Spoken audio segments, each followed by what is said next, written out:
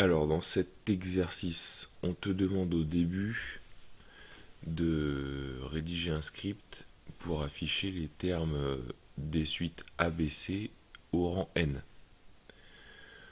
Donc, dans ce genre d'exercice, il faut toujours commencer par initialiser des variables.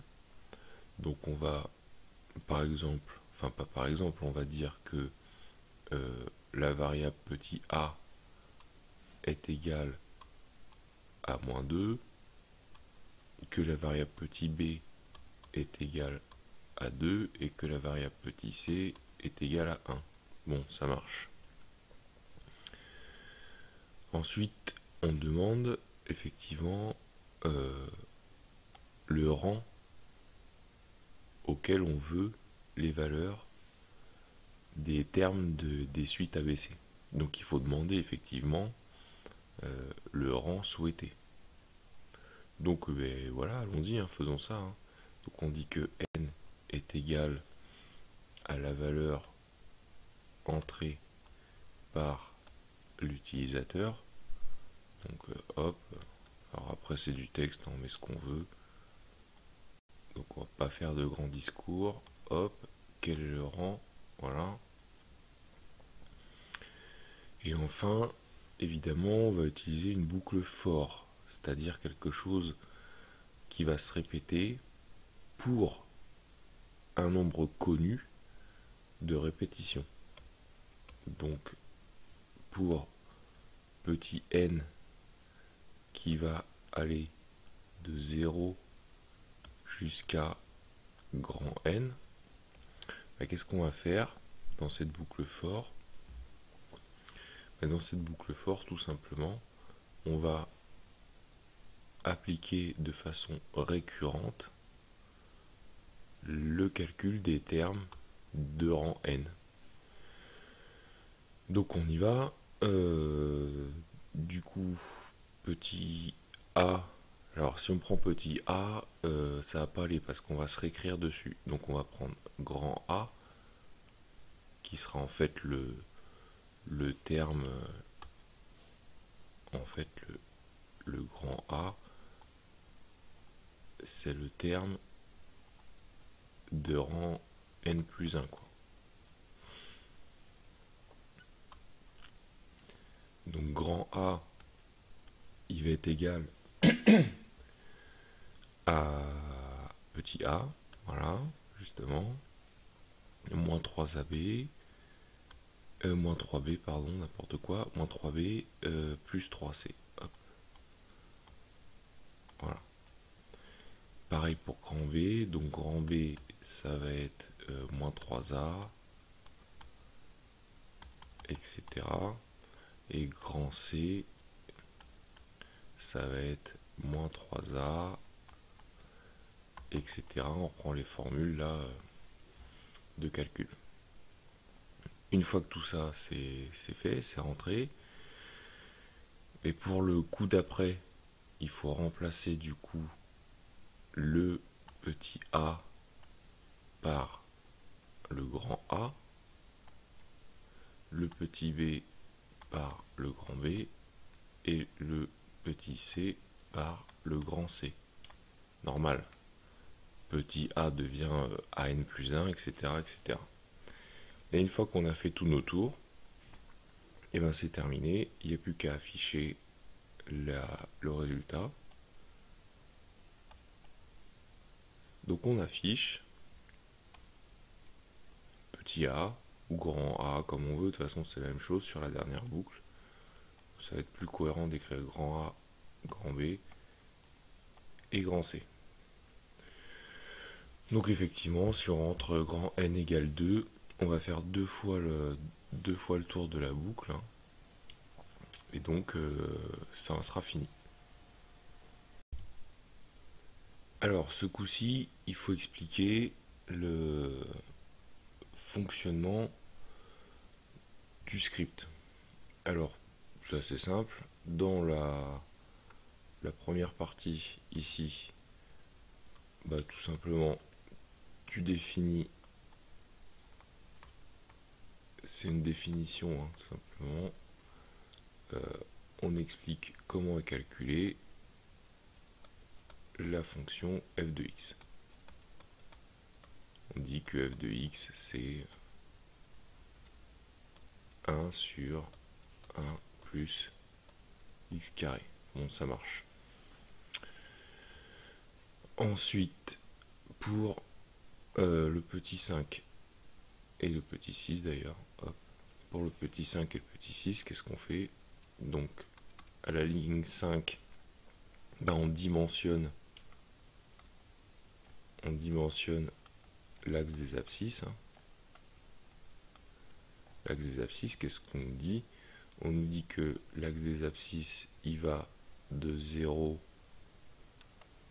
à 1,4. Il va de 0 à 1,4. On voit bien ici, ça part de 0 et on va jusqu'à 1,4. Et puis, on y va comment? On y va tranquillement. Alors, j'ai perdu mon stylo, voilà, il est là. On y va par pas de 0,1. Oui, effectivement, on voit bien que on saute de 0,1 en 0,1. Ensuite, à la ligne 6, qu'est-ce qu'on fait à la ligne 6? Et bien, à la ligne 6, on dimensionne l'axe des ordonnées. Alors, comment on fait? Avec eval, hop, on estime le max en fait avec le max et le min, ou le min et le max comme on veut, de la fonction f, quoi. C'est-à-dire qu'on évalue pour tous les x, alors pour tous les x de l'intervalle qui est défini au-dessus, alors pour tous les x, évidemment, entre 0 et 1,4, il y en a une infinité, mais par pas de 0,1, on évalue pour tous les x quelles sont les valeurs que vont prendre f. Et donc, on dimensionne l'axe en conséquence. Pour la question 8 et 9, pour la question 8 et 9, c'est assez simple. Pour la question 8 et 9, à chaque fois, c'est du tracé. Plot, c'est placer un point. Donc en 8, tu places tous les points. On place tous les points de coordonnées x, y, c'est-à-dire tous les points de coordonnées x, f de x, puisque y égale à f de x, c'est ce qu'on a expliqué ici.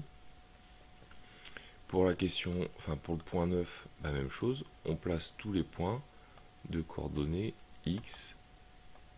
Alors c'est un peu bizarre comme formulation, c'est-à-dire qu'en fait, c'est-à-dire que tu places tous les points de coordonnées x et y égale x, quoi.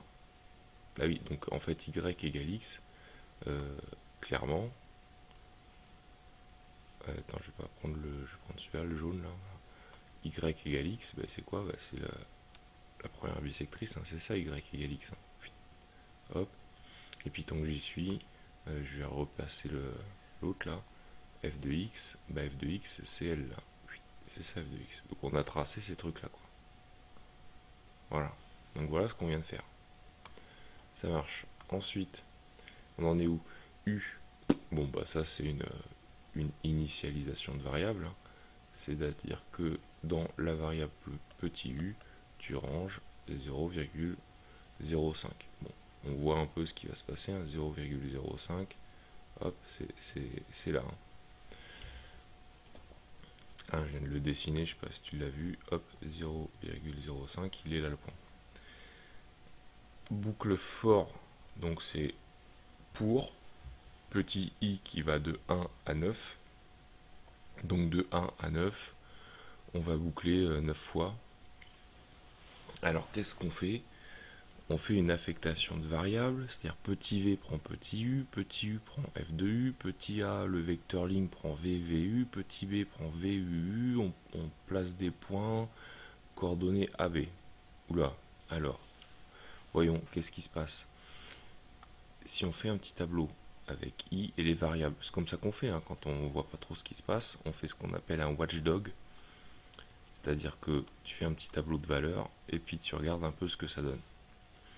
Donc, au premier tour, qu'est-ce qui se passe? Donc on y va, hop, on lit la boucle. Premier tour, i est égal à 1. v est égal à u. Alors u, déjà, il vaut 0,05. Ça, c'était vu avant. v est égal à u. Donc v, lui aussi, vaut 0,05. u devient f de u. Donc en fait, il faut calculer l'image de 0,05 par f. Donc si on prend la fonction f et qu'on remplace dans f x, ça, voilà, dans cette expression là, si tu remplaces x par 0,05, tu vas obtenir quelque chose comme 0,997. Donc u égale f de u. Donc u devient 0,997 environ, hein, d'accord? De toute façon, tu l'as ici, là. Hop. Voilà. Donc on continue. Petit a est le vecteur vvu. Donc petit a, c'est v, v, u. Bon, très bien. Et petit b, c'est le vecteur vuu. Donc 0,5, u, d'accord, et u. Bon. Et il faut placer les points définis par les vecteurs a et b. Bah oui, bah en fait on voit bien ce qui se passe. Donc un premier point de coordonnées AB, hein, c'est ça, hein, tu prends tous les points de coordonnées AB. Donc 0,5, 0,5, c'est ce point-là. Tu vas le relier au point de coordonnées 0,5, 997, donc c'est ici. Donc tu vas tracer ça. Hop. Et tu vas le relier au point de coordonnées 0,997, 0,997. Donc 0,997, 0,997, c'est là. Donc tu vas tracer ça. Clac. Et tu repars à la boucle d'après. Donc par conjecture, en fait, on voit qu'à la boucle d'après, tu vas faire ça. Hop. Et hop. Et puis à la boucle d'après, si je trouve encore une autre couleur, hein, j'en sais rien, violet, rouge, ça commence à être compliqué. Noir, tiens, allons-y, pourquoi pas. À la boucle d'après, tu vas faire quoi? Tu vas tracer ça. Hop. Hop. Etc. Etc. Et, enfin, etc. Tu vas le faire 9 fois ce truc-là. Et donc, tu auras tracé ton escargot, quoi. Donc, voilà ce que fait le script.